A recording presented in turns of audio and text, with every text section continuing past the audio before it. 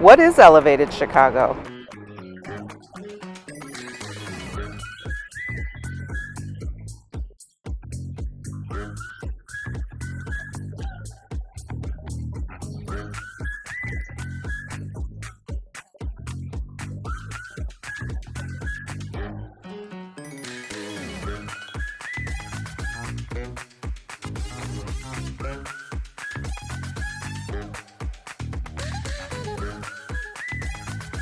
All right, we got the crew, we got the crew, we got the crew.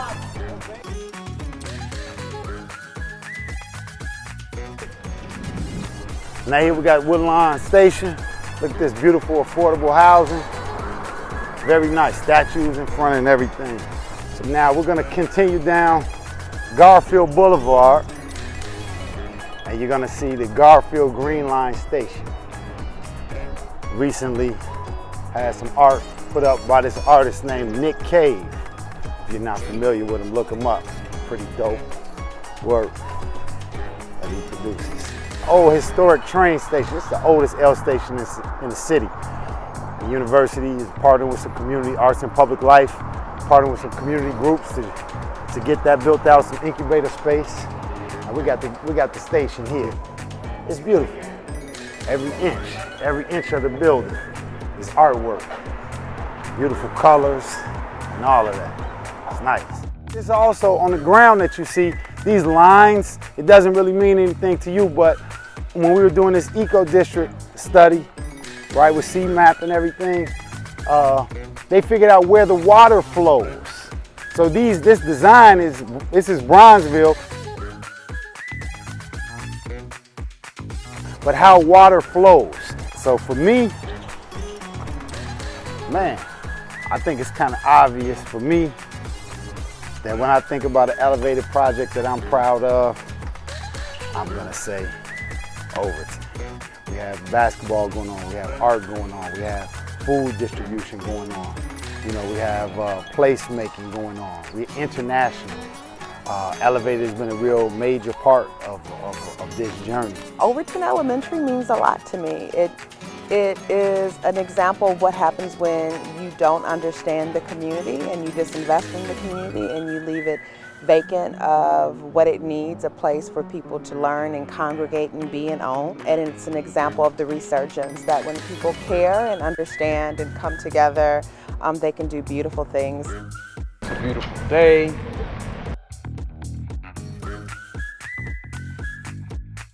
In Bronzeville. While we're on King Drive in a quiet section, when I'm right here, I don't see a street. I see a place that has been reactivated in so many ways in Chicago, highlighting the culture of revolution, the culture of celebration, culture of civil rights in the black community. King Drive is also the home of the Bud Billiken Parade, which happens every year. My dad was a vendor for the Bud for years, and we came out during the hot August sun right before the school year started and sold smoothies. And that's how we would raise our money to buy our school supplies before the school year started. There would be thousands of people lined up and down King Drive from 39th Street all the way to Washington Park.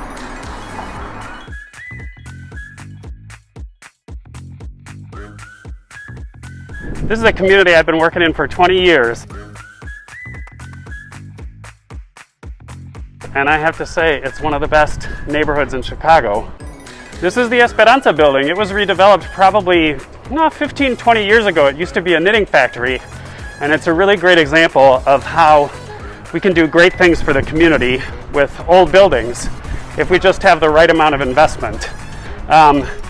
This came together over a number of years. It wasn't easy to do. And the rest of the neighborhood, it hasn't had a ton of stuff happen in that time. And that's what Elevated Chicago is really about.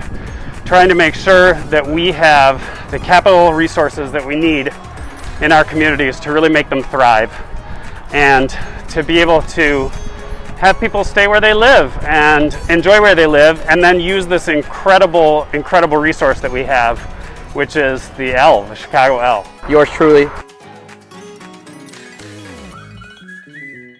I'll be your tour guide today.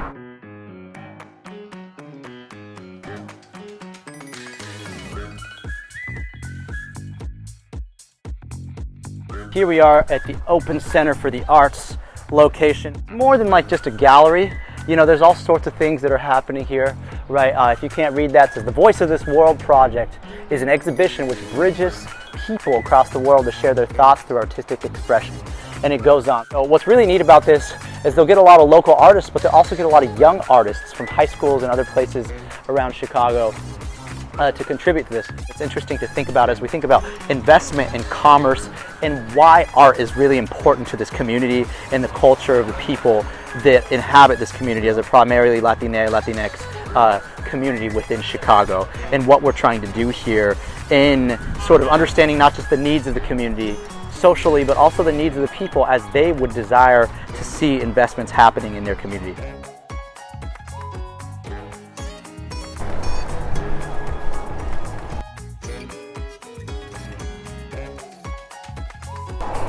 Be good Chicago citizens on bikes. So coming up on Homan, and you'll start to see again sort of some connectivity, as we also have the Homan Square Blue Line stop as part of an eHub too.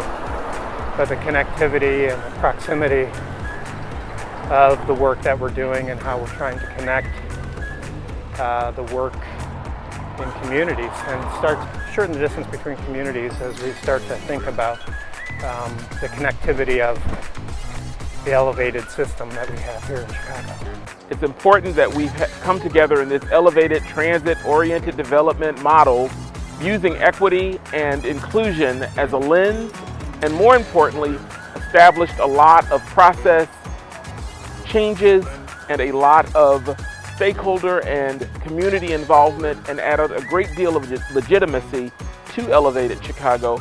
And Elevated Chicago has really become the gold standard for diversity and inclusion and equity as it relates to development in Chicago. And many in the city are now coming and looking to Elevated Chicago for a placeholder in terms of what it means to be equitable and what inclusion means and what diversity means. We've done some great art projects that have allowed young people to have voice and to make this community more relevant and culturally significant for them. We've done projects with School of the Art Institute of Chicago. We've done a walkability study with the Chicago Department of Public Health. And so I'm really excited that these small steps woven together create a great quilt of what community development can look like with race and inclusion and equity at its heart. You can see as we started to cross Western Avenue, again, the lack of investment that has occurred in this community. But I think as the Garfield Park Community Council and their community table will attest to, you know, there's opportunity with a lot of this vacant land. As a neighborhood organization, as a community organization, being able to work with an organization like Elevated Chicago around equitable transit-oriented development and really thinking about our transit stop and that half-mile radius around a transit stop to really create the type of community, intentional community that we want. Where there's community ownership, that we're thinking about racial justice, we're thinking about how public health, we're thinking about arts and culture. I think Elevate Chicago has the core principles. Now I'll head towards on 5th Avenue here, where again, the community envisions several projects in this area, those being an eco-orchard, which is planned to provide resiliency, but also to provide longer-term fresh fruits to the community as part of the work they're doing on food access and healthy foods and lifestyles here. It's honestly one of my favorite projects, as it really is trying to build off of the need for the fresh food and access, but also, again, it was envisioned and inclusively developed by the community. We are rolling up on Palmer Square.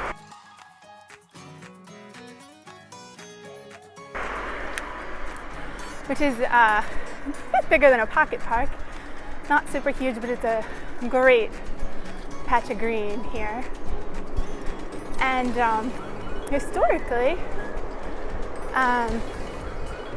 it had really been a refuge for predominantly immigrant and Latinx families. You'd see them playing soccer all day, every day, pretty much.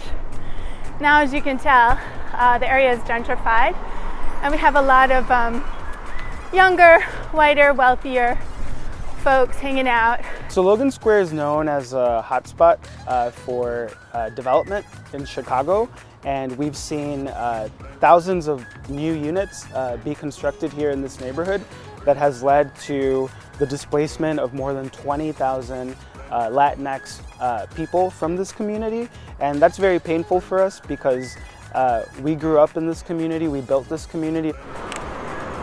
Oh, all of this has changed so much through the years. So straight down there is the Logan Square Neighborhood Association, among other significant attractions. This is the Emmett Street lot. This is such a special place for so many of us because for 6 years, we fought to turn this parking lot into equitable transit-oriented development. And recently we won. This project was approved and financed by the Chicago City Council a couple months ago. And so we are so excited that a year from now, our hope is that families will start moving into their new homes because we believe that all people, regardless of race or income, deserve the opportunity to succeed in school and in life. And that means having a home that's stable and that's close to public transportation. So we partnered with our local food co-op and organized our local youth via the Logan Square Neighborhood Association and the Lucha to collectively design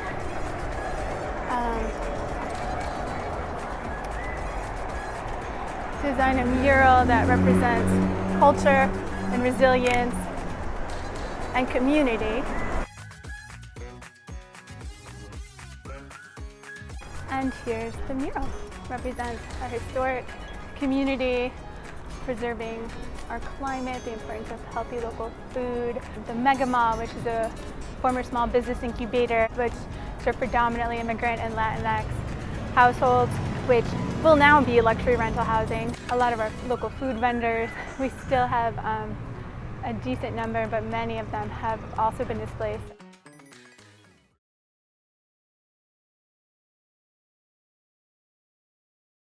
Do we have time to talk about how COVID-19 has changed what we see? One thing it's made acutely apparent, it's really like taken a huge stage spotlight and just really illuminated all the areas that people who already do work in equity know are there, but maybe people didn't really realize that the people who are being most affected by COVID are the people who are also most affected by systemic racism. And so all of the structures that are affected by non-equitable practices then lead to a higher rate in COVID in Black and brown communities. And it's a perfect example of how all of those things kind of converge. Lack of resources, disinvestment, racialized climate change, how it's specific in certain areas because how planners have developed the city even before any of us were even alive. We have 16 exam rooms there providing care to thousands of people every year. And out back, you can see this big white tent.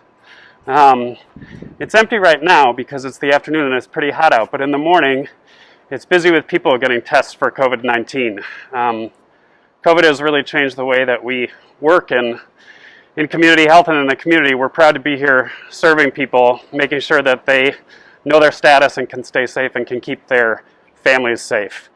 It has really reflected the resiliency and the spirit of collaboration and partnership, and just how creative and how nuanced all of the services and programs are in terms of supporting families. We have witnessed families coming, looking for support, and more importantly, finding a great North Lawndale bench of providers who've really stood up and helped to address many of the pandemic crisis needs in a very urgent and prolific way. COVID has really just highlighted the inequities and the disparities in our neighborhoods and across the city. So, you know, essential workers work on the west and south side. So they're still seeing residents taking the buses to and from work. You're seeing people struggle with rent and making basic needs. And then ultimately, you're seeing poor health conditions and actually seeing people lose their life, so loss of life. This is just adding a very complicated and difficult layer to the housing instability problem facing our community, and we're coming together to meet that challenge, but it can't all be the grassroots responding to this crisis. It also has to come from our policymakers at City Hall, and we hope that they will step up in this moment to do what's right and what's equitable for people of color, for low-income families, because once again, the risk of reopening and jump-starting our community, the risk is that it'll only benefit those at the top while the rest of us will continue to suffer.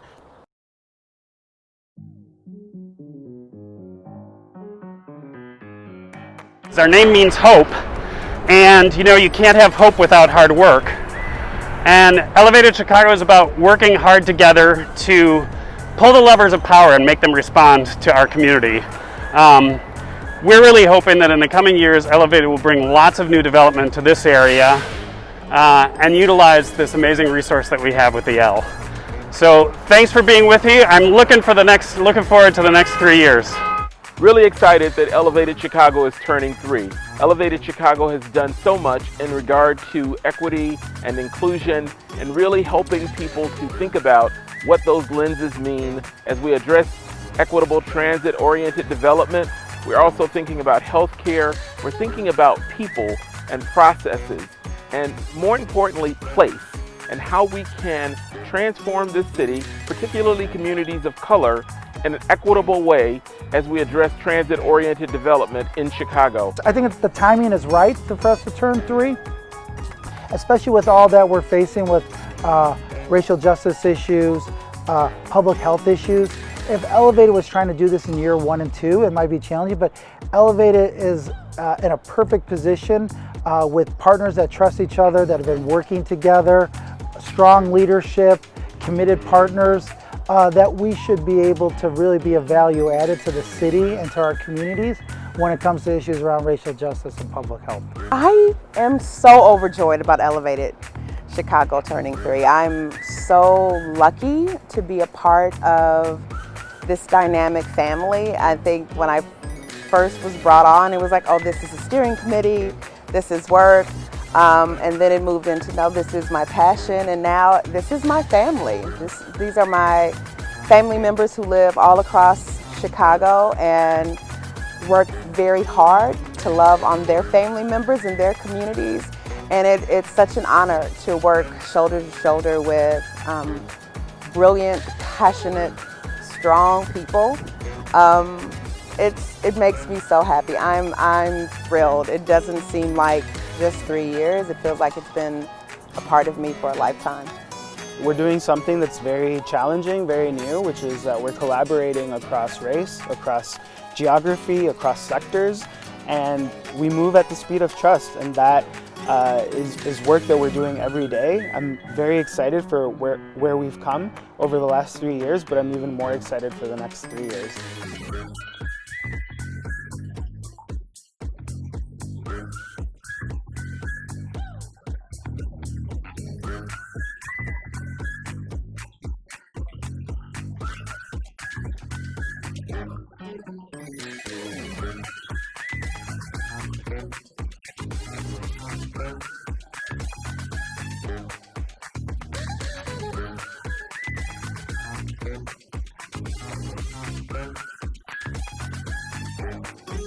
When we're talking about racial equity and public health and climate resilience, those are long-term work that has to keep being done. But we've been able to accomplish quite a bit in a short period of time, and we've faced challenges, but we always face them with creativity, with inclusivity, and remain committed to keeping the work moving forward and finding the solutions. And I'm really proud of that. And I can't wait to see what happens next.